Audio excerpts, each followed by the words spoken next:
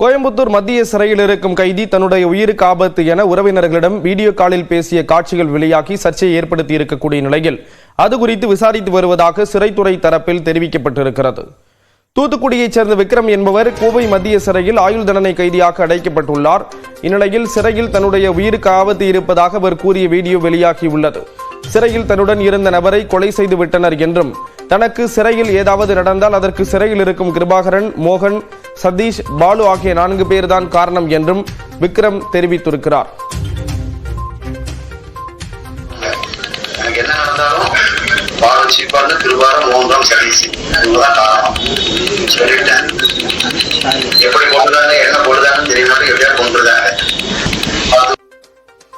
கோயம்புத்தூர் மத்திய சிறையில் அடைக்கப்பட்டிருந்த திருநெல்வேலியைச் சேர்ந்த ஆயுள் தண்டனை கைதி ஏசுதாஸ் கடந்த வாரம் உயிரிழந்தார்.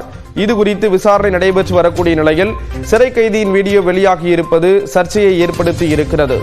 இது குறித்து விளக்கம் அளித்துள்ள கோவை சிறை கண்காணிப்பாளர் செந்தில்குமார், கைதிகள் குடும்பத்தினருடன் பேசுவதற்காக கோவை மத்திய சிறையில் வீடியோ கால் வசதி ஏற்படுத்தப்பட்டுள்ளதாக கூறினார்.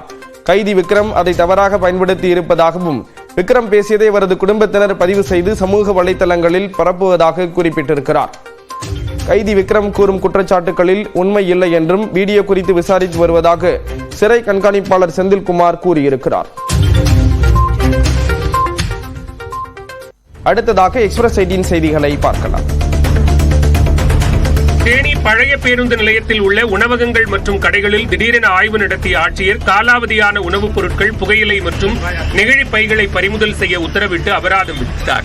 தேனி பழைய பேருந்து நிலையத்தில் உள்ள 20க்கும் மேற்பட்ட கடைகளில் ஆட்சியர் சஜீவனா ஆய்வு செய்தார். அப்போது காலாவதியான உணவுகள், குளிர்பானங்கள், தடை செய்யப்பட்ட நெகிழி பைகள் விற்பனை செய்யப்பட்டது தெரியவந்தது. இதனையடுத்து அவற்றை பறிமுதல் செய்ய உத்தரவிட்ட ஆட்சியர் இதுபோன்ற செயலில் ஈடுபட்டால் உரிமம் ரத்து செய்யப்படும் எனவும் எச்சரிக்கை விடுத்தார்.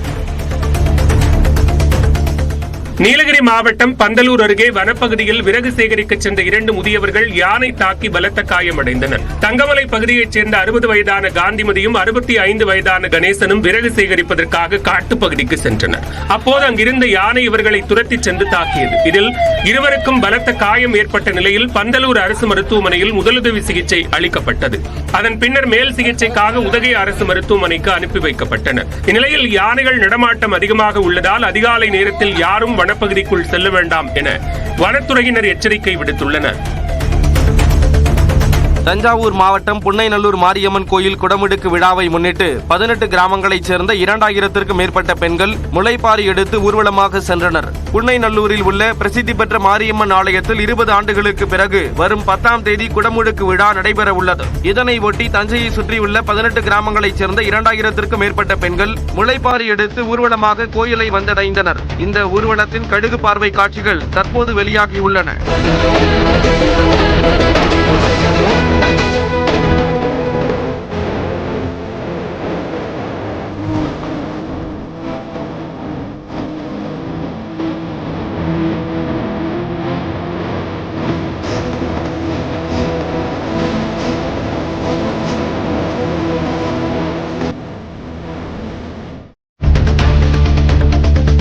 சிவகங்கை மாவட்டம் மானாமதுரை SBI வங்கியில் 116 கிராம் போலி நகைகளை அடகு வைத்து பணம் பெற முயற்சித்த 2 பெண்கள் உட்பட 3 காவலர்கள் கைது செய்தனர். மானாமதுரையைச் சேர்ந்த கோட்டையம்மாள், மடப்புறத்தைச் சேர்ந்த ஈஸ்வரி மற்றும் மதுரையைச் சேர்ந்த ஜனார்த்தனன் ஆகியோர் மானாமதுரை SBI வங்கியில் சுமார் 116.7 கிராம் தங்க நகைகளை அடகு வைத்து பணம் பெற முயற்சித்துள்ளனர்.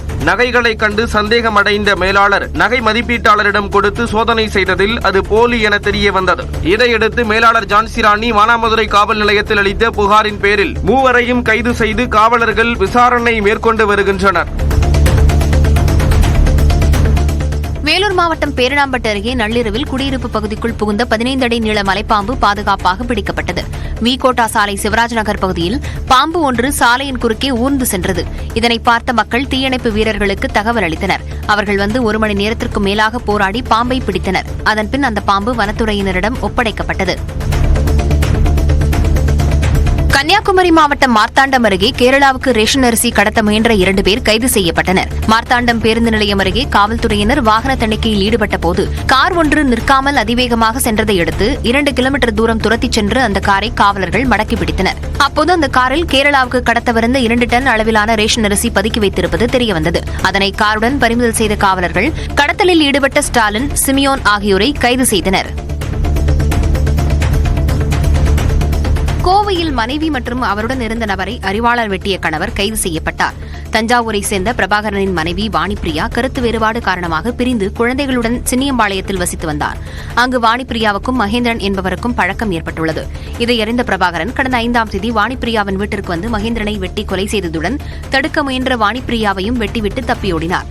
தகவல் அறிந்து வந்த காவலர்கள் மகேந்திரனின் உடலை பிரேத பரிசோதனைக்கு அனுப்பியதுடன் வாணிப்பிரியாவை மீட்டு கோவை அரசு மருத்துவமனையில் அனுமதித்தனர். தற்போது கொடிஷியா பகுதியில் பதுங்கியிருந்த பிரபாகரனை கைது செய்து கோவை மத்திய சிறையில் அடைத்துள்ளனர்.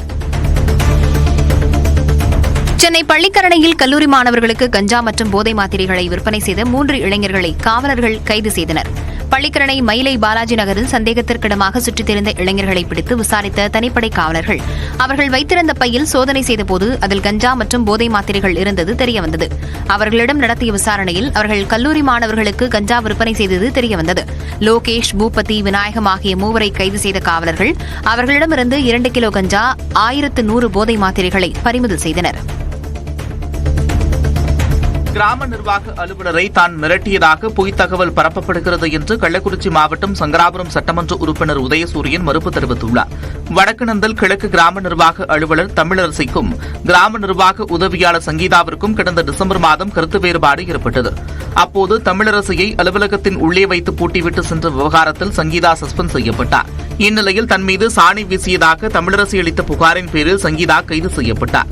இந்நிலையில் சங்கீதாவிற்கு ஆதரவாக சங்கராபுரம் சட்டமன்ற உறுப்பினர் உதயசூரியன் தமிழரசியை திட்டி பேசியதாக சில ஊடகங்களில் செய்திகள் வெளியாகின.